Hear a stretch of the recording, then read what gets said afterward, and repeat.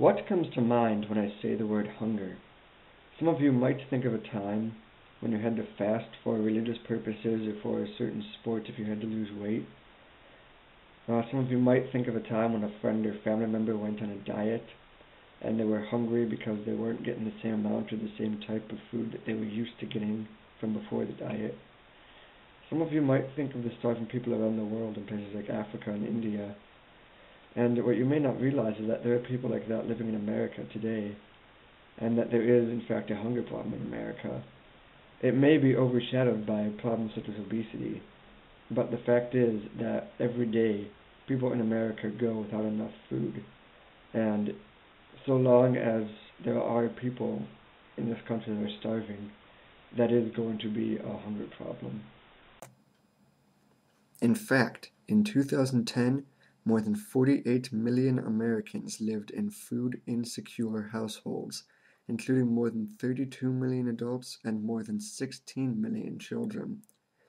In 2010, 14.5% of households were food insecure. That's more than 17 million households in America. In 2010, 5.4% of households experienced very low food security, which meant that they barely got enough to eat. Households with children had a much higher rate of food insecurity, 20.2% compared to 11.7%. In 2010, households with single parents or Black and Hispanic parents experienced much higher rates of food insecurity as opposed to houses of majorities or houses with both parents together.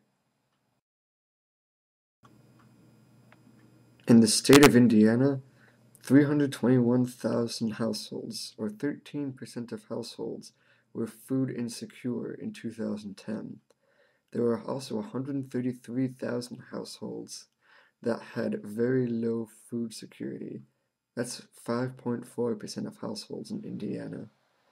In Indiana, the number of people taking place in a food stamp program is more than 813,000. That's a 46.2% increase in the last 5 years. However, of the people eligible to partake in a food stamp program, only 71% did so. In Michigan, more than 572,000 households were food insecure in 2010. More than 221,000 households had very low food security. In the food stamp program, there were over 1,700,000 participants. The difference is that, for those eligible to participate in the food stamp program, 95% of people in the state of Michigan did so. That is a much higher rate than in Indiana in 2010. So what can we do? One of the problems is that people that often need the most help don't know where to seek it or don't want to seek it because they don't want to admit that they have a problem. If we make options readily available to these people, it can make a world of difference. We just have to let them know that help is out there and what their options are. If you don't have the time or the resources to do something that drastic, the next time you go out to Walmart, buy an extra can of soup and donate it to a soup kitchen or a food pantry. Or when you find a quarter on the ground, instead of spending it on a pop or on laundry, donate it to a program that helps the hungry, here or around the world. You can make a difference.